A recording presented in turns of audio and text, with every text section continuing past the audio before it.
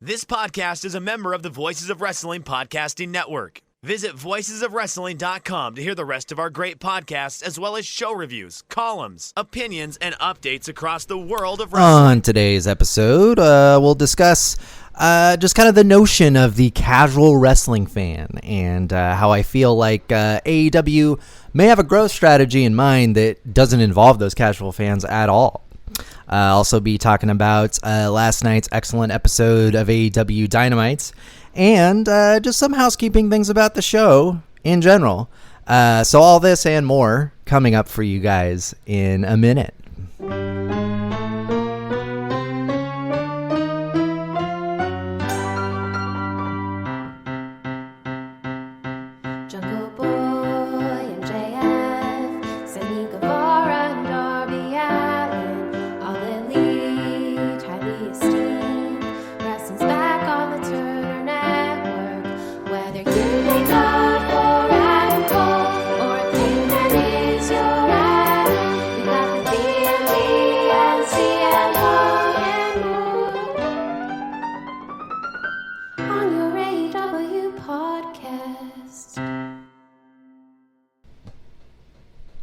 So thanks again just to everyone for tuning in. This is The Next Pillar, your AEW podcast, where each and every week we bring you a balanced blend of entertainment and insight inspired by the latest goings-on in All Elite Wrestling.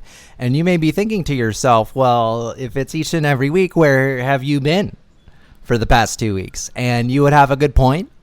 And you also might be saying to yourself, hey, Blake, wasn't there some other time that you had to take 2 weeks off and then came back and said that wouldn't happen again?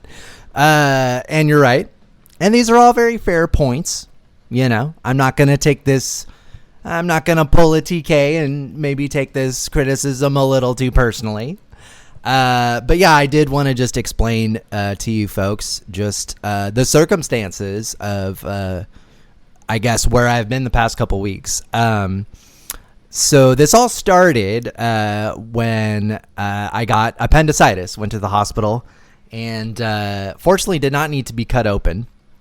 And it was actually really convenient because I went to the hospital for appendicitis on Thursday and I was home on Friday. So of course, you know, that was nice. I got to watch Dynamite and Rampage just at home, as you would want to do. But unfortunately, the Saturday that I came home from or the Friday rather that I came home from the hospital, my wife stepped out the door. Someone in the Discord pointed out that Randy Orton did the same thing, and she tore a ligament in her foot just by stepping outside. And so those of you out there who also have kids can imagine a man with ADHD and various other issues being tasked to take care of a baby and a 10-year-old with OCD.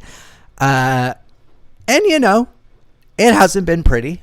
There's not a lot of people that I would want seeing our kitchen right now, I'll be honest. But other than that, things are going very well for us. And it's kind of one of those things where I would like to say that things here will quiet down, but given the fact that I'm starting a new job soon and we will be opening this business that we've been starting finally, it's a piano school. I would like to say that things will quiet down, but the fact of the matter is that things will be pretty busy for me, but they will be busy in a good way. And I'm sure you folks can imagine the difference in that I'm talking about. There's being busy in a good way, and there's being busy in a bad way. For example, today we now found out that my wife has scabies. So we're going to be...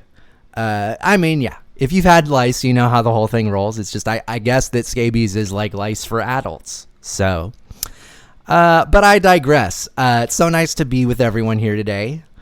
And, I did want to talk about just a little bit about the last show that I did, which I now feel like bad and frankly super weird is just kind of been out there for weeks as like the impression of the Next Pillar show, just because that show was, again, it was called the negative episode. It was a lot more negative than I usually am. And when I say a balanced blend, I'm not trying to do the like the CNN like crossfire. Oh, we need to have both sides of this issue. I mean balanced as like approaching each and every issue of the day without recency bias, which is something that a lot of folks in media these days, but particularly wrestling, I would actually say that in sports like basketball, recency bias is probably even worse when it comes to media folks. But that's just an example. When I say balanced, I kind of mean like on the level, if you know what I'm saying. But one of the things that has continued to dominate just the discourse surrounding All Elite Wrestling really throughout its history as a company, but continues to be a major issue, is just this notion of how AEW needs to cater to the casual fan. And look, I know that, you folks, if you're listening to this show, you probably listen to other wrestling podcasts, and you've probably heard some other people talk about just this notion of the casual fan. But I had a couple points about it specifically that I wanted to go over. And, I'm not trying to be like Mr. Guy sitting here in a fedora or something, but this is a classic example of a logical fallacy, where it's a false dilemma of AEW either needs to cater to casual fans or do what they're currently doing, where in fact, of course, it's possible to do more than one thing. It's possible to cater to multiple audiences simultaneously, of course. And if you look at the situation, keeping in mind that, literally millions of people who are watching WWE since the Attitude Era have stopped. And, where are these, millions of people who used to watch Monday Night Raw, SmackDown, what have you? Where are these people? And how can, AEW possibly, reach out to them? Which is why I think you see things like, Jeff Hardy being put in this tournament, which is something that a lot of folks could not get behind. And I think even, and I will say that Dynamite may have been one of the roughest JR performances in recent memory. I felt like at one point he was just like trying to shoot his shot with Martha Hart. Did anyone else pick up on this? But JR is there for a reason. We've talked about this before on the show. But the thing is that a lot of those former, WWE, well, actually WWF viewers, they were watching wrestling because wrestling, it captured a cultural moment in the 90s in a way that we've really not seen since.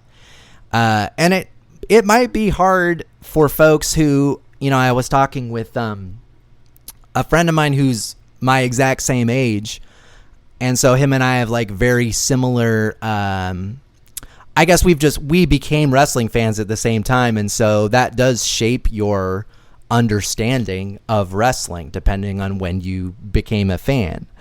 And so for me, it's like I remember, going in my middle school, going in my high school, and literally everyone, even the popular kids, are talking about wrestling. Now, obviously, this might be a little bit in part due to the fact that I grew up in a very low income area, as I've talked about on here before. But nonetheless, the kind of popularity that was going on in the Attitude Era, it was much more than just wrestling being popular with wrestling fans. Wrestling was part of a cultural moment, There are a few things, if you look back on it, the late 90s, early 2000s was a very weird period in history, just before 9/11. And the culture of that time is pretty interesting to examine looking back on it, things like nu metal. It was a weird time. It was a pretty gross time overall, honestly. And also the fast food was just so much better back then. And that's not even a subjective thing. Like, if you look into it, if you look into the ways that like laws regarding trans fats have changed since that exact same time period, you can track. Like, that's why fast food tastes bad now. It's ultimately probably good for us. But I'm sorry, that was a big aside. But I will say this. We may never see wrestling become that kind of cultural moment again, just because there are so much fewer moments of, you know, what some people call monoculture these days. And that's actually been a way that I've actually been able to get a couple people into wrestling now, is just that there is something pretty novel about watching something happen live, you know? That's why, you know, I'm still using my mom's cable login. Please no one tell Xfinity. To watch, you know, the East Coast feed of TBS on my TV or what have you. There's just something special about that. But beyond that, of course, you know, people aren't going to watch AEW just because it's live. I mean, these are some of my friends. These people may not have that much to do. But the kind of cultural moment that the WWE was able to capture, you know, in the late 90s to 2000s, a lot of those people were watching WWE not because they even liked wrestling, but just because it was a cultural moment. But having said that, this is the main thing, that false dilemma of casual fans versus hardcore wrestling fans. The one thing that misses is just the potential that AEW has to bring in and make additional hardcore wrestling fans. And I really do think that is part of what Tony Khan has been doing all along. When you look at the purchase of Ring of Honor, you look at how, you know, collaborative he's been at times with other, you know, wrestling organizations. You look at the fact that there are so many AEW wrestlers, you know, wrestling significant independent shows. And I know some of you out there may be thinking, yeah, they go to all these indie shows and they win every match that they have, and it doesn't really do anything for the wrestlers there. And I understand that criticism. It seems like Tony is pretty unwilling to lend, you know, AEW talent out unless he knows that they're going over. And you can't fault him for that, obviously. But I do understand the criticism. But regardless, especially when you look, and I had a couple of you, you know, want to know if I have a take on the cheese board guy and all his ridiculousness with the, you know, saying that the United Center wouldn't sell out, or saying that United Center would be entirely dudes, which, incidentally, I was telling my wife just that because we are trying to... there are some things in the makings. We are trying to go to Forbidden Door, just because I've always wanted to go to Chicago. And guys, I said the dumbest thing the other day. I'm going to level with you. I was talking just about how I was trying to figure out how to go to Forbidden Door with a friend of mine. And yeah, he was just talking to me about it, and I was explaining just that, like, you know, if we were actually to see a CM Punk Okada match, you know, that would be really historical. And I don't know why I said this, but I was like, you know, it would be like being able to see the Battle of Normandy or something. I mean, obviously these are not comparable historical events, so I'm not really sure why I said that. But nor are they comparable in substance. Yes, I'm aware of that. But anyway, I digress. I really do think, though, that there is an opportunity where it's like, instead of catering to casual fans and watering your product down, you can just make more hardcore fans. And this is something that not a lot of people talk about.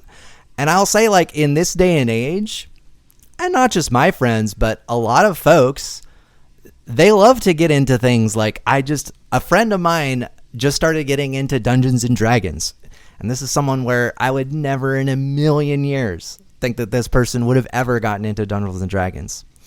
And so I saw her talking about it online, and I guess for her, the crux of it was that she just loves to get into things that have, like her word was like a mountain of established lore and history and things that you can look up and different little subcultures within this big thing. And what thing is, and not to compare wrestling directly to Dungeons and Dragons, because maybe that's some low hanging fruit, but let's stop and think here. Like, what is wrestling? Like, what art form has more lore to it than wrestling? Like, and a tremendous amount of history behind it, And I think that, folks in AEW realize this. And I think that's why, you hear, I'm not saying that this is the only reason why they're doing it, but I think that AEW has done a great job of, even something as little, I forget who I saw mentioning this the other day, but a really nice little detail of Dynamite last night was just that part of why, Danhausen losing so quickly was so shocking is that they did not give Tony Nese an entrance. And as an audience, we've been trained to be like, oh, well, this guy doesn't even get an entrance. Obviously, he's losing. And I think that that's a great example of how if you keep your audience informed, that pays dividends. And I think that stands in pretty stark contrast to how WWE treats their audience, where they're like, oh yeah, this person has never beat this other person, and then you find out that they actually did like 2 months ago. That's an example of assuming that your audience is stupid and wanting to make them more stupid, which is kind of the relationship between the WWE and their audience, frankly. But more importantly here, yeah, this false dilemma of you got to have either casual fans or hardcore fans. It's a joke, because one thing that they can do is make more hardcore fans. And I can't imagine a better edition of AEW Dynamite to accomplish that goal last night. And part of why I wanted to talk about, last week's episode was definitely too negative, is just, again, the thing that I have been getting on the creative side of AEW about is a lack of consistent storytelling on a weekly basis. And that episode of Dynamite last night, it felt like almost every segment was part of something that, and some folks out there will just be like, well, that was a great episode of Raw because every match had a story behind it. And it's like, well, that doesn't make a great episode of Raw. That's what every episode of Raw should already be like. And in contrast, that episode of AEW Dynamite last night, it wasn't just that every match had a story. It's that every match had a story that had either been building for weeks or is seemingly leading to a story that will be building to weeks. And that's what I'm talking about in terms of what is good wrestling storytelling? As with so many other things in life, it comes down to consistency. Consistency on a week-to-week basis. That is what builds attachment between wrestling fans and the wrestlers and the companies and the managers and the tag teams and everything else, is that you need to, as a fan, see consistent storytelling on a weekly basis, or there's no thread being woven. You're not going to get invested in the programming if there's no reason to tune in every week to see things actually develop. Not just fun wrestling matches, but storylines that develop. And I realize that, I'm not doing the Eric Bischoff thing. I'm not saying that AEW is not going to grow, because, in fact, it's been the opposite where, sometimes despite the lack of consistent storytelling. Underdog Fantasy is the fastest growing fantasy app and easiest place to play fantasy sports. Just jump on UnderdogFantasy.com or download the app, draft your team, and that's it. And if drafts aren't your thing, they also have a pick'em game where you can win 20 times your money in a single night. Use promo code RADIO, and Underdog will double your first deposit when you sign up with up to $100 in bonus cash. Deposit $100, get $100 free. That's promo code RADIO. Terms and conditions apply. On a week-to-week basis, AEW has still been able to present these incredible matches that have helped the company grow. And so, if you have a TV show that's, wrestling that people like watching, that's going to grow in and of itself. But I think if you add in some of these things like just a great start to finish episode of Dynamite, almost no complaints, and every segment has a story that's being built on a week-to-week basis in a consistent manner, that's more than icing on the cake. That's the kind of programming where we just might see wrestling capture a cultural moment.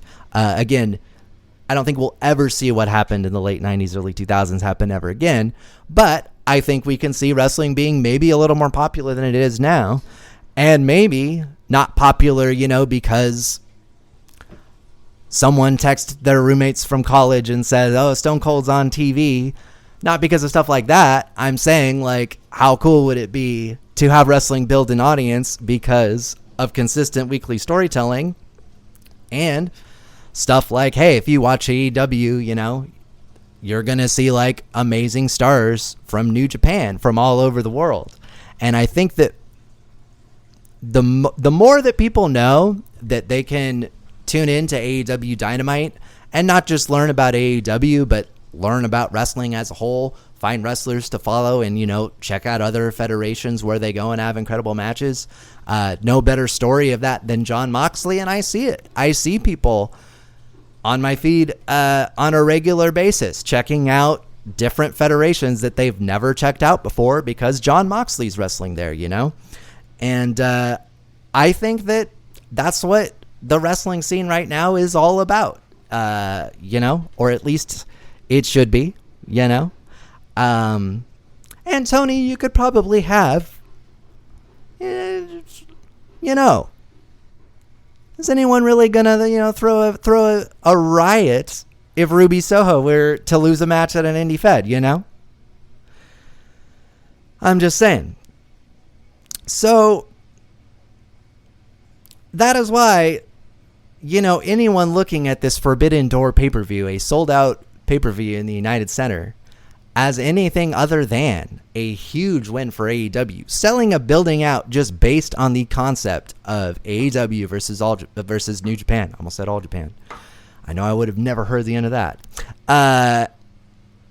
Just off of that concept in general, they sold out the United Center, and that's because I think this audience of hardcore wrestling fans is continuing to grow. And I think it's something that a lot of people, even folks that you might not necessarily expect, will be able to tap into. And so this show is anything but negative. After last night's episode of Dynamite, I'm feeling better about AEW than ever. And I can't wait to talk to you guys about it on a weekly basis. But more on that in a minute.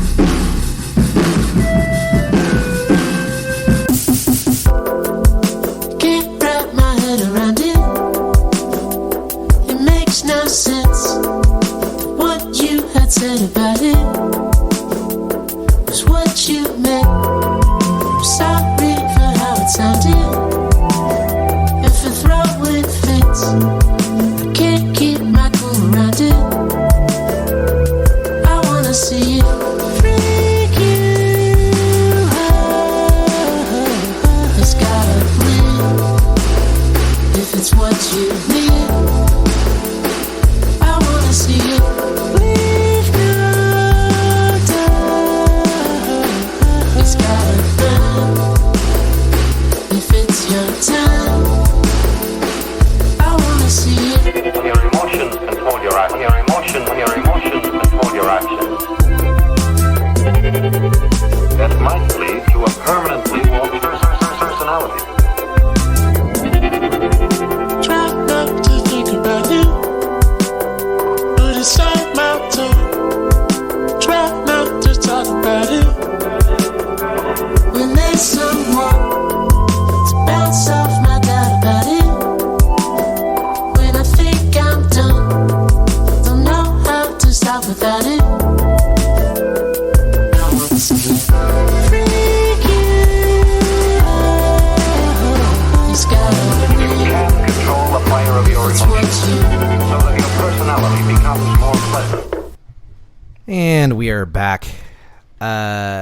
So yeah, obviously no music this week, just given the fact that my wife has a torn ligament in her foot and scabies.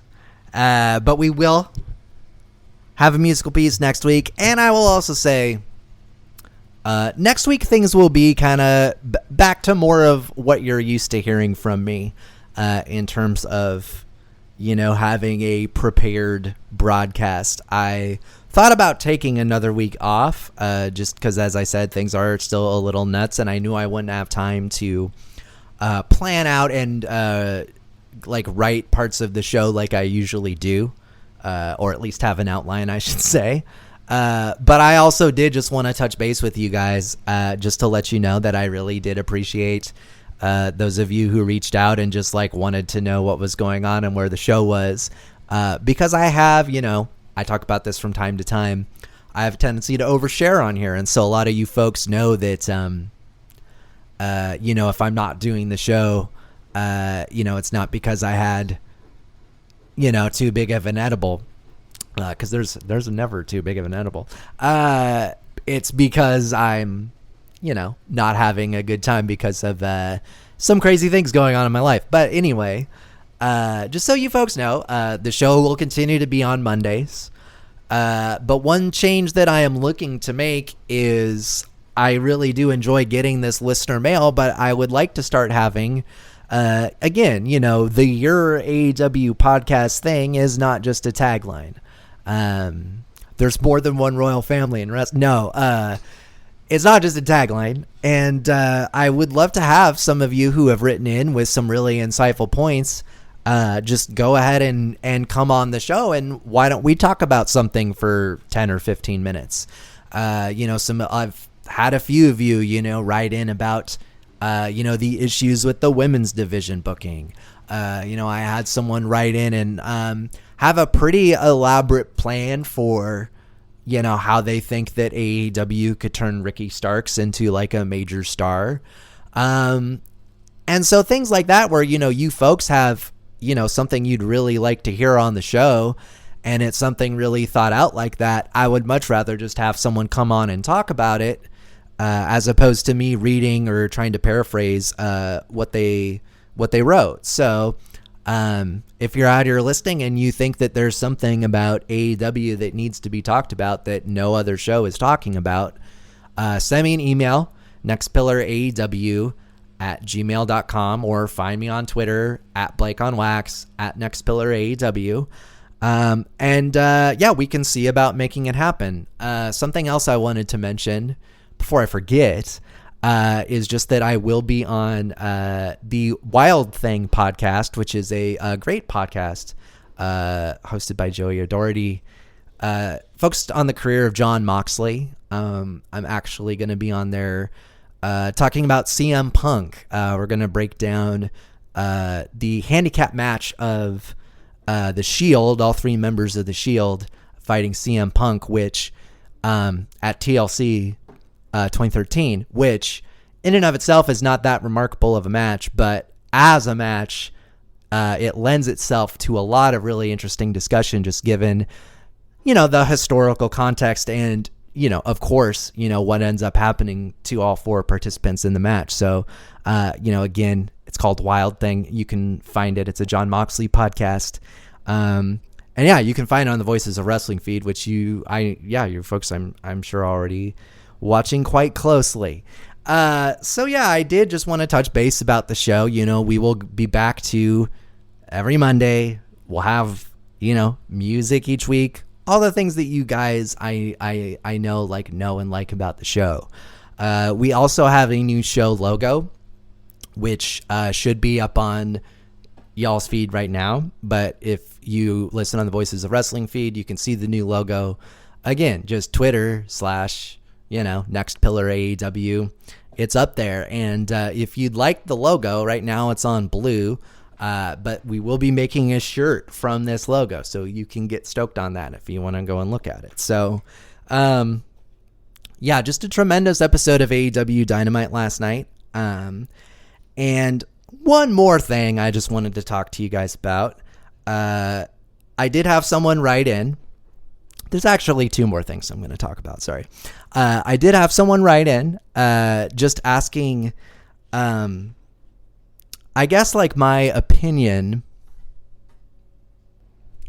of one Jeff Hardy. And, you know, you folks may remember a few weeks ago, I had a pretty lengthy segment on the show just talking about how I was actually pretty excited for this Hardy Boys reunion, in part just because of people I remember, you know, growing up with in high school, being into the Hardy Boys. A friend of mine from that time, named Mark in specific.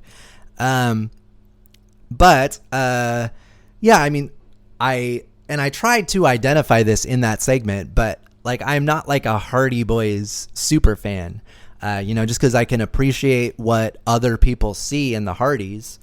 And I've seen a lot of head scratching from, you know, not to use that word again, but hardcore wrestling fans who don't seem to get, like, why are these people popping for Jeff Hardy? He's terrible in the ring. And I'm not going to dispute that, you know, that he has looked pretty rough at times, but that's because people have a connection with the Hardy Boys that I think is probably impossible to understand unless you grew up watching the Hardy Boys. It's one of those things. Those things are very interesting, you know what I mean? But I will say, you know, I understand the appeal of the Hardy Boys? Absolutely. You know, do I think that Jeff Hardy should have gotten a spot in this tournament that theoretically, you know, should be about putting the best in-ring product forward? That is something I have some misgivings about. I think it does make sense that, you know, that they would want to have some nice moments with Jeff Hardy as a solo performer, regardless of how he's moving in the ring. I'm not sure if having Darby lose in this tournament was the best move there, just because it has been a while since I have seen a match be met with such a lack of enthusiasm and excitement as when this Adam Cole Jeff Hardy match, you know, was obviously announced with him beating Darby Allin.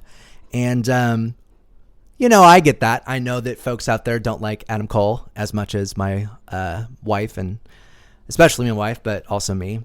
And just, by the way, just so you folks know, my wife has been very out about, you know, having a little fancy for, you know, Adam Cole and Jon Moxley, and, you know, more power to her.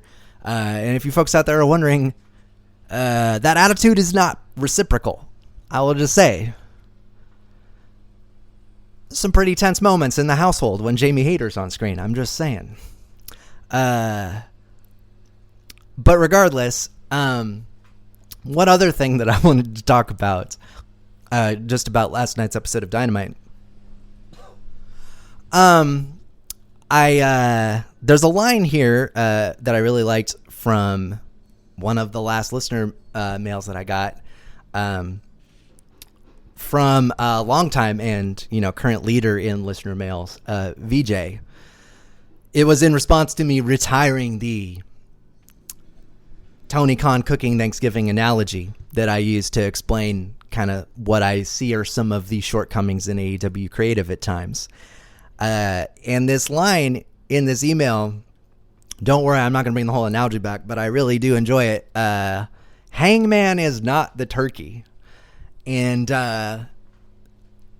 again, not to resurrect that analogy completely, but yeah, absolutely. Like, Tony Khan has not treated this Hangman Page reign as one would treat a Thanksgiving turkey. You know, I mean, I guess we have all been at those Thanksgivings that have bad turkeys, but he certainly, the funny thing is like, my mom she can watch that turkey like a hawk and it still turns out like a disaster. I gotta say, like, I'm in my 30s.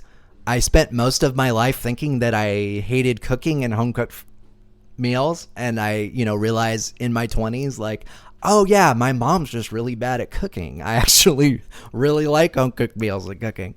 But yeah, you know, something I wanted to mention is the reason why, you know, the best thing for Hangman Page is to be in this feud with CM Punk in a lot of ways, other than the fact that he's, I assume, going to lose, is that it's a little bit like if you'd go to Tony's for Thanksgiving and, he'd have one of those catering guys holding the carving knives and a little black smock standing behind a carving board, And that's CM Punk. He's there.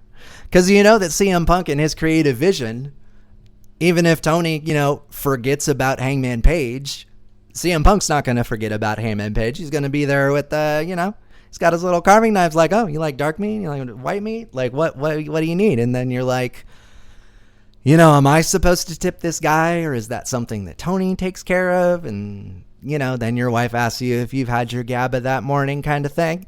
But the plus of it is that we're about to see again, on a week-to-week basis, a consistently booked title program, and not what we've had in the past of, oh yeah, so I guess he's fighting Adam Cole again, which kind of seems like how the booking was for a lot of his title reign. And again, I guess I shouldn't just like offhandedly, assume that he's losing, but that's just kind of how I read into this situation.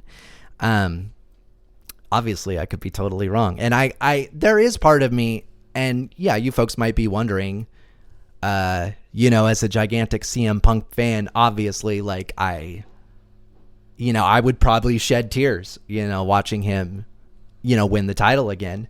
But as an AEW fan, yeah, there's part of me that's like, I don't know if this is, after such a underwhelming reign, I don't know if this is the right time to take the belt off of Hangman, because I'm a fan of his. And you can see sometimes what that does to someone's career if they have a bad title reign, unceremoniously lose, and not just in WWE. Obviously, that's the WWE's MO. I'm saying just throughout wrestling history, we've seen what a bad title reign can do to wrestlers' careers. And I would hate to see it happen to someone like Hangman Page, who, Hangman Page? Yeah, that's right. I just have some words of wisdom for you. And that's just, that I know sometimes it seems like, the world is against you, that you can never win. That it's one thing after another, one more expectation that you had that fell short of what it ended up being, and no one knows what that's like more than me. Yeah, you gotta push through it, it's like that 9 Inch Nails song, Hangman, that sometimes the only way out is through. Is that the title of that song? Anyway, you should give it a listen, Hangman. And I've enjoyed your title reign. My wife says that her mom would find you very attractive. And Hangman, hang in there. And I'll see you guys next week, and each and every Monday after that. Okay.